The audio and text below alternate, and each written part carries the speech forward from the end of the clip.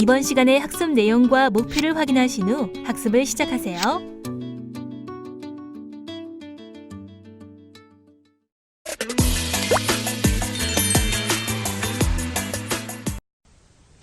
안녕하십니까? 네, 오늘부터 태양광 발전 시스템에 대해서 이제 학습을 해보도록 하겠습니다. 본 온라인 학습 교재는 앞부분은 저인 최원석 교수가 담당을 하고 뒷부분은 민준기 교수님이 강의를 맡아주실 계획입니다. 그래서 우리 태양광 발전 시스템이라는 것은 어떤 신재생 발전 방식 중에 한 가지 방식이죠. 아주 대표적인 방식입니다. 그러니까 신재생 에너지를 논하는 데 있어서 태양광을 빼놓고선 도저히 논할 수가 없고, 또 최근 정부의 재생에너지 3020 정책을 보면 2030년까지 신재생 에너지를 20%까지 사용률을 끌어올리기로 우리가 지금 정책적으로 추진 중에 있죠. 그 중에서 이 재생에너지 중에서 태양광 풍력에 집중적으로 투자할 계획입니다. 자, 그럼 우리 법률상으로 정의된 그 신재생 에너지의 범위를 또 정확하게 구분 지어 둘 필요가 있을 것 같아서 이번 첫 주차에는 신재생 에너지에 대해서 학습을 해보도록 하겠습니다. 먼저 우리 신재생 에너지의 필요성이겠죠. 신재생 에너지의 필요성. 우리 지금 자원이 한정적이지 않습니까? 예. 보시면 석유는 40년, 천연가스는 대략 60년 정도로 생각을 하고 있습니다. 물론 이거는 해마다 바뀌는 이유는 그런 거죠. 지금 발견된 매장량을 기준으로 해서 앞으로 40년 남았다는 얘기입니다. 지금 계속 또 석유를 곳곳에서 찾아내고 있지만 찾는데도 어차피 한계가 있겠죠. 여기서 플러스 알파 정도 더 기대하시면 될 것 같습니다.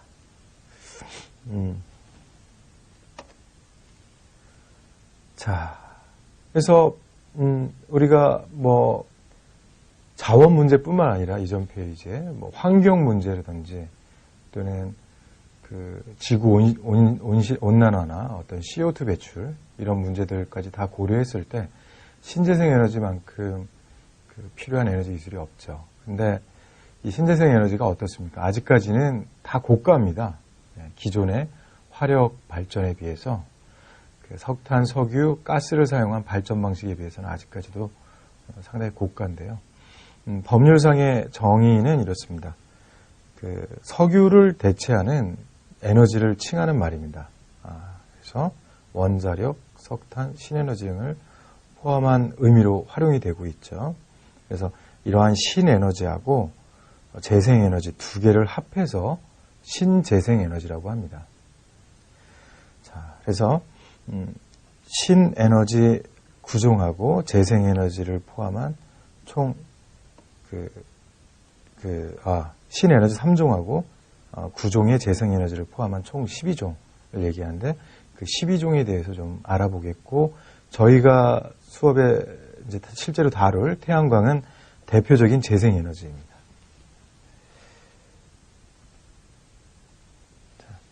정리를 해봤습니다.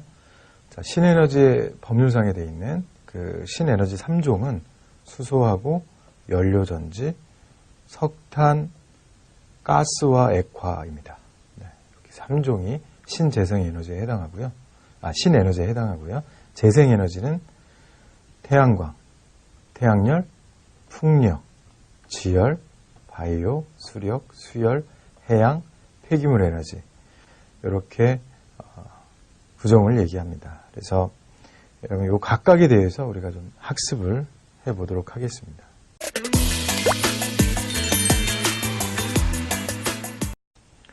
첫 번째인 태양광 에너지입니다. 태양광 에너지. 태양광 에너지는 이 태양광 발전 시스템을 사용한 그런 에너지로서요. 태양전지로 구성된 이런 태양전지판, 이걸 우리 PV 모듈이라고 그러는데요. 이 PV 모듈들을 이용해서 여기서 전지니까 어떻겠습니까, 여러분? DC가 나오겠죠. DC가 이렇게 오면 인버터라는 걸 통해서 DC를 AC로 이렇게 변환을 시켜주고요. 그래서 이거를 실내 부하로 사용하기도 하고 또는 거꾸로 계통에 연결해 주기도 하죠. 자, 이러한 발전 시스템을 우리가 태양광 발전 시스템. 태양광 발전 시스템은 반드시 태양 전지가 필수이고 전기를 생산시키는 그런 방식이 되겠습니다. 자, 그래서 기본이 되는 것은 태양 전지가 있어야 되고요. 그 다음에 접속함이 있습니다.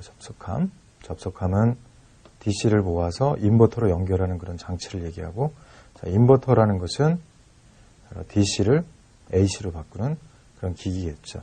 물론 그 독립형 태양광 발전 시스템, 즉 가로등 같은 경우나 아니면 우리가 들고 다니는 어떤 핸드폰, 뭐 이런 라디오 또는 시계, 계산기 이런 데에 들어가는 그 태양전지 같은 경우에 별도 AC 출력이 필요 없기 때문에 이런 인버터가 필요하지 않는 경우가 있습니다.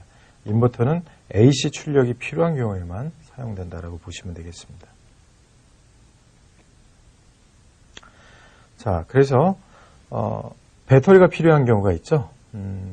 특히 독립형의 경우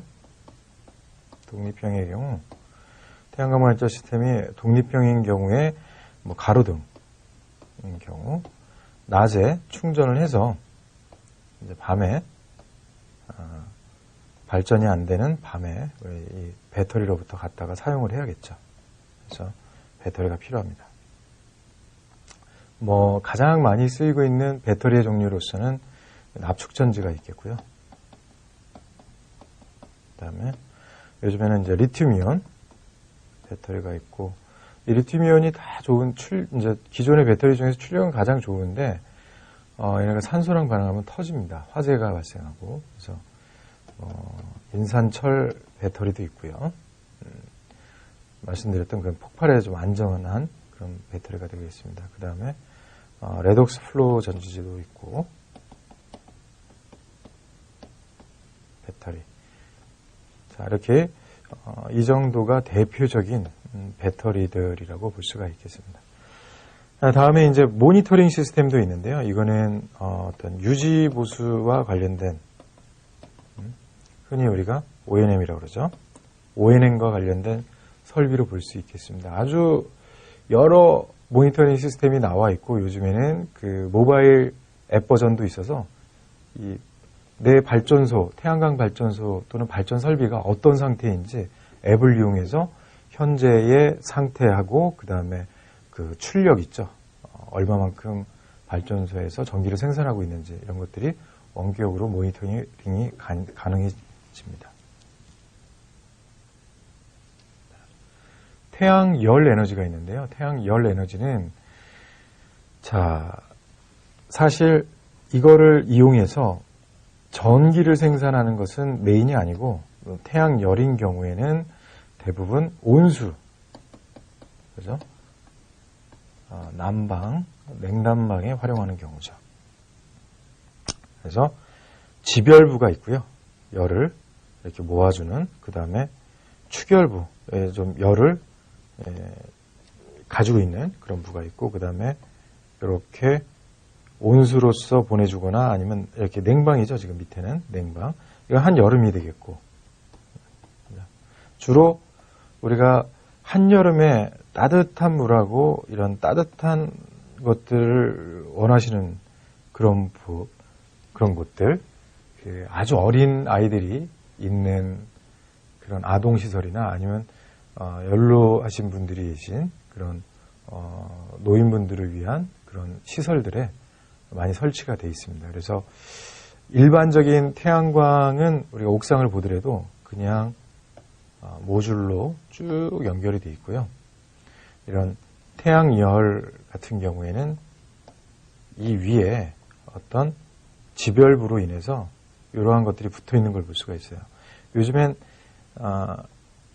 이 가까이 가서 보면 이 지별부가 이렇게 어떤 튜브 형태로 물관이 통하는 게 보이지만, 멀리서 보면 이것도 마치 태양광 모듈 판처럼 보입니다. 하지만 위에 이렇게 지별부하고 펌프가 붙어서 흘려 보내주기 위한 이런 추가적인 설비가 있는 걸 볼 수가 있고, 특히나 우리가 농가 같은데 이렇게 도심에서 벗어난 이런 쪽으로 가다 보면 뭐 침대 매트리스 같은 게 천정 위에 이렇게 올려져 있는 거 있어요. 이렇게 해가지고 올려져 있는 거. 이게 바로 대표적인 이제 태양열 보일러가 되겠습니다. 그래서 여기는 두 파트가 중요하죠. 배관도 중요하지만 이 지별부, 실제 천정에서 태양열을 모아주는 그런 장치가 되겠고, 추결부는 부하 쪽으로 이렇게 보내주는 어떤 열 저장 및 배급에 관련된 그런 파트가 되겠습니다. 자, 풍력 에너지. 우리 태양광과 거의 이제 쌍두마차죠. 우리 신재생 에너지에서. 얘도 재생 에너지다라는 얘기죠. 재생 에너지. 대표적인 재생 에너지 두 개가 태양광하고 풍력입니다. 자, 풍력 발전을 보시게 되면 이렇게 두 종류예요. 지금 나와 있는 거는 이걸 수평축 풍력 발전기, 그 다음에 수직축 풍력 발전기입니다. 소형 발전기들은 이 수직축이 유리해요. 유리하고, 그리고 좀 더 안전하고요. 수평축은 그 대형 발전기에 500kW 이상, 1메가급 이런 이상의 경우에는 대형 발전기가 유리합니다. 이 풍력 발전은 이제 바람의 힘을 이용해서 이제 날개가 돌아갔을 때 그 안에 들어있는 그 고정자와 회전자에 의해서 교류 전원을 바로 얻어내는 그런 장치입니다. 그래서 우리가 무슨 전지라고 말하는 것들, 태양전지, 연료전지 이런 것들은 출력이 DC지만 얘는 바로 교류 AC를 얻어낼 수 있는 장점이 있고요. 그리고 태양광에 비해서 태양광은 어떻습니까, 여러분? 보통 우리 주변에서 태양광 발전소에 이렇게 있는 설치된 거 많이 볼 수 있어요. 이렇게 딱 3개, 모듈 3개랑 이쪽으로 모듈 4줄 해가지고 12개의 모듈. 이 모듈이라는 얘기는 여러분 여기 전지가 이렇게 들어가 있는 녀석이죠. 그러면은 이게 대략 250W, 지금은 300W까지 나오고 있지만 250W라고 그러면은 요게 1kg, 2kg, 3kg. 그래서 총 3kW 출력이죠. 이게 가정용에 가장 많이 보급되어 있는 형태입니다. 3kg 내지는 5kg짜리. 옥상에 보면 이런 게 설치되어 있는 걸 볼 수가 있는데, 여러분 만약에 1메가짜리 태양광 발전소라고 생각해 봅시다. 자, 그러면 이 3kg. 1메가면 어떻게 돼요? 1000kg죠? 1000kW. 그러면은,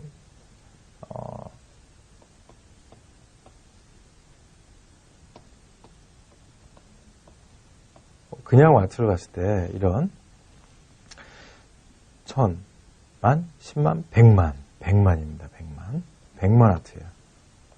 그러면 여기서 보셨던 게 3kg인데 이거에 최소 33배의 면적이 필요하죠.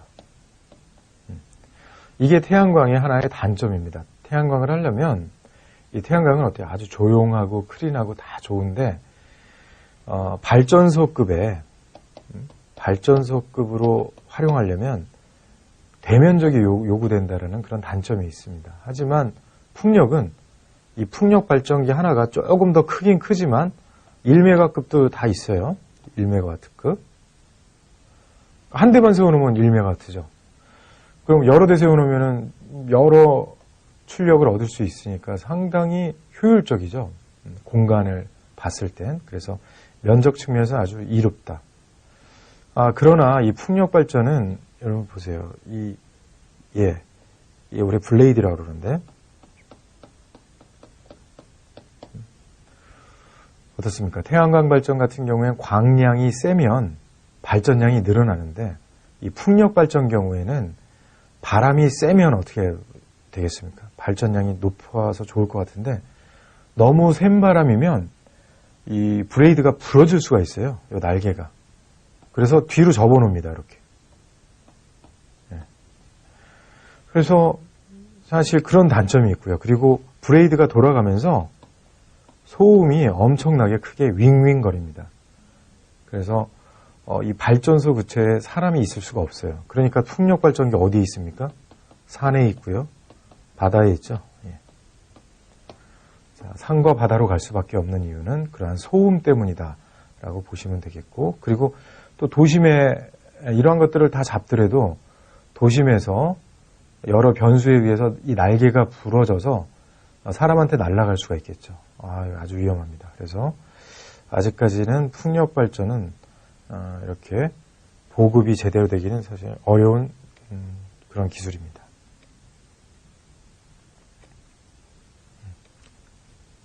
지열 에너지가 있는데요. 지열 에너지는 저희 대학에도 설치가 되어 있습니다. 어디냐면 그 그린 에너지관, 저 학교 정면 왼쪽 쪽에 그린 에너지관 건물 보면 그 땅에 깊게 땅을 파가지고 지열 에너지를 얻고 있는데, 즉 땅 속의 어떤 온도를 사용하는 거죠. 여러분, 땅 속이 어떻습니까? 한여름에는 시원하고 한겨울에는 따뜻하죠, 상대적으로. 요걸 이용하는 거죠. 그래서 우리가 어떤 온수라든지 냉난방 온수 또는 냉난방 장치로 활용하는 게 바로 지열 에너지입니다. 이걸 이용해서 전기를 얻거나 하는 건 아니에요. 예. 그래서 지금 겨울이네요. 지금 보면 이게 여름이네요. 여름. 이게 겨울. 자, 지금 여기 들어간 사파는 우리 한국에너지관리공단에서 홍보용으로 제작한 그런 사파가 되겠습니다. 그래서 한여름에는 이 땅 속에 시원한 열을 이용해서 열 교환기와 히트펌프를 통과해서 이렇게 차가운 거를 배관을 위쪽에 설치해주면 찬바람이 벽면에서 시원하게 내려오겠죠. 그 다음에 한겨울에는 땅 속에서 똑같이 이렇게 열 교환기와 히트펌프를 통과해서 이번에는 밑에 바닥을 부분하고 그 다음 위쪽 부분에 해서 바닥이 더 효과가 있죠, 사실. 그래서 온수와 그리고 그 난방으로 활용하는 그런 예가 되겠습니다. 수력 에너지가 있습니다. 우리 흔히 댐에서 하는 거죠. 댐에서 그 물에 낙차를 이용해서 발전하는 그런 방식이 되겠는데요. 자, 여러분 여기 보세요. 이 댐에서 물 가물거나 하면, 또는 비가 너무 많이 와도 댐 이렇게 개방해서 물을 쏟죠. 그러면 이렇게 물 쏟을 때 발전된다고 우리가 생각할 수가 있는데 사실 그렇지는 않습니다. 어떻게 되어 있냐면 지금 여기 물 개방하는 쪽은 이쪽이고요. 실제는 이쪽으로 물이 이렇게 흘러갑니다. 물론 높은 곳에서 낮은 곳으로 떨어지는 이 위치 에너지의 차를 이용한 방식임에는 분명하지만 여기 댐 개방했을 때 이때 발전을 하는 게 아니라 평상시에 물이 높을 때 따로 빼주는 수로가 있어요. 이 수조에서 발전기를 돌려서 얻어내는 그런 방식입니다. 얘도 마찬가지 물이 돌아가면서 어떤 물레방아에 의한 힘처럼 모터가 돌아가서 고정자와 회전자 사이에 발전하는 출력으로서 AC 출력을 얻을 수 있습니다.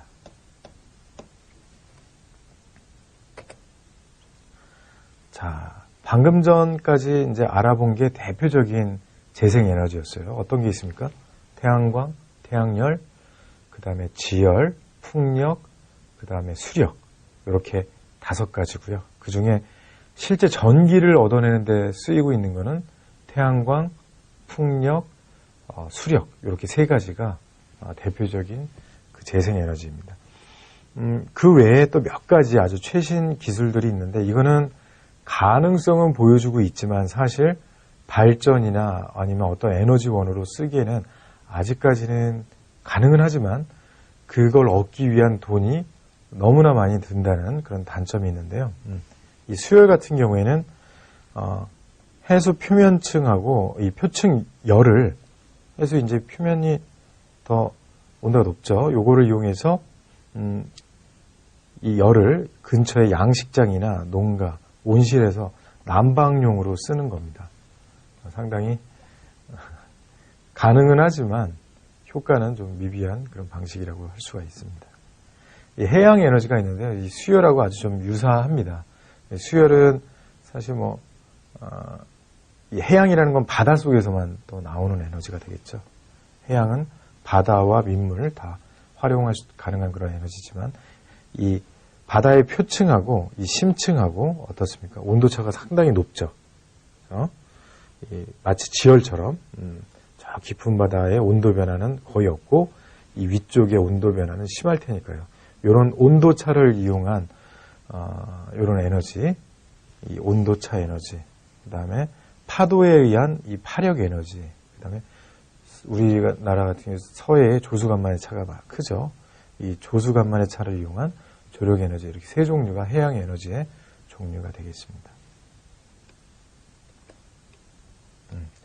조력 발전이 있고요, 파력 발전이 있고 앞서 설명을 드렸습니다. 해수 온도차, 심해와 표층 온도 차를 이용한 그런 방식이다라고 보시면 되겠습니다. 자, 바이오 에너지에 대해서 관심이 많죠.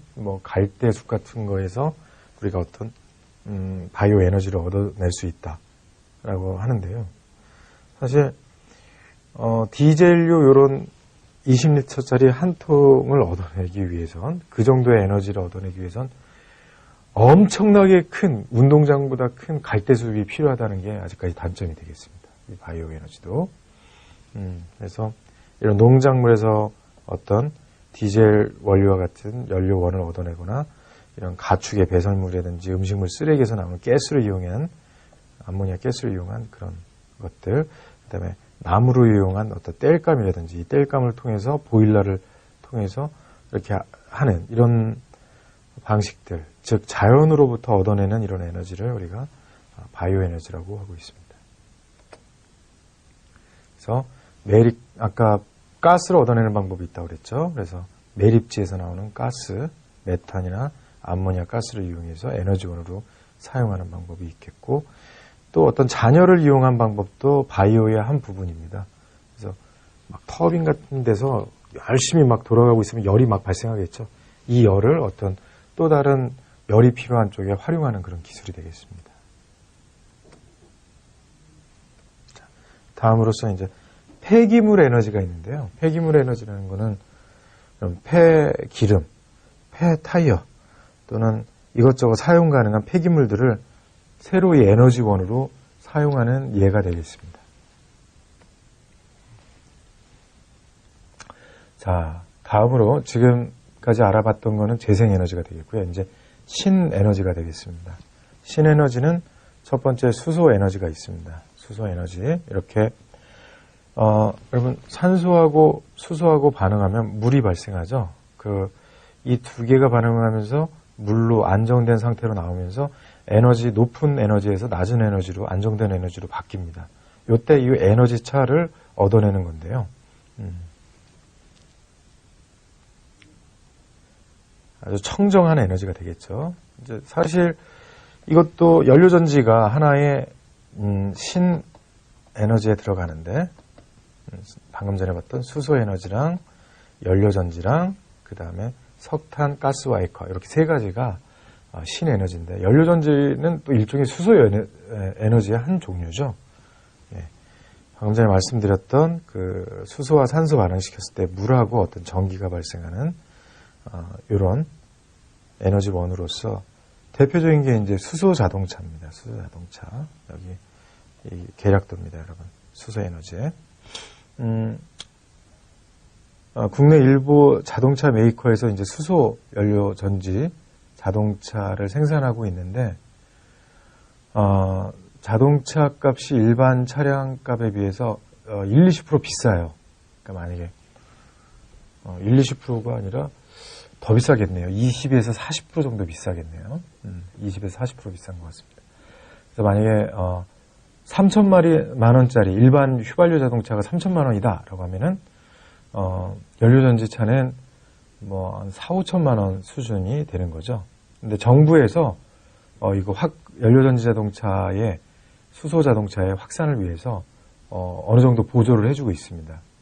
그리고 요즘 기술이 많이 발전해서 한 번 충전해서 서울에서 부산 정도 갈 수 있는 그 정도의 효율이 나오고 있는데 여기 보시다시피 수소를 이제 에너지원으로 써야겠죠. 산소는 뭐 경기 중에 있는 산소를 쓰면 되겠지만 그러면 차에서 계속 이제 물이 나오면서 전기가 발생하는 그런 원리가 됩니다. 그러면 수소를 이 기존의 휘발유차 대신에 휘발유통 대신에 수소통을 가지고 수소를 충전해서 다녀야 됩니다.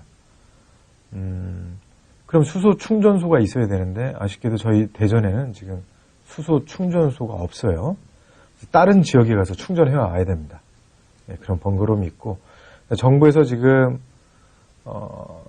현재 국내에 보급되어 있는 그 수소 충전소를 10배 이상 확산하기로 하였습니다. 그래서 아마 대전에도 시범적으로 2-3개 이상이 설치가 될 계획인데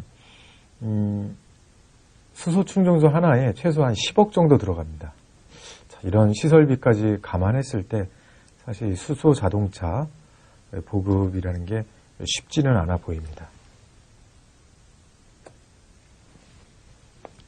자, 신에너지의 마지막으로서 이제 석탄, 가스와 액화가 있습니다. 그래서 지금 보시는 것처럼 석탄을 넣어서 가스화를 발생시키는 이런 플랜트에다 넣어서 석탄을 이용한 가스라든지 석탄을 갖다한 어떤 액체를 만들어서 다른 곳에 발전이라든지 연료라든지 이런 곳에 활용하는 그런 기술이 될 텐데요.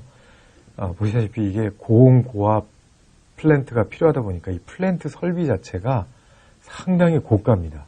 그래서 이런 신에너지들을 하는 데는 아직까지도 이 설비비가 사용료보다 많기 때문에 확산에 있어서 어떤 좀 걸림돌로 작용하고 있습니다.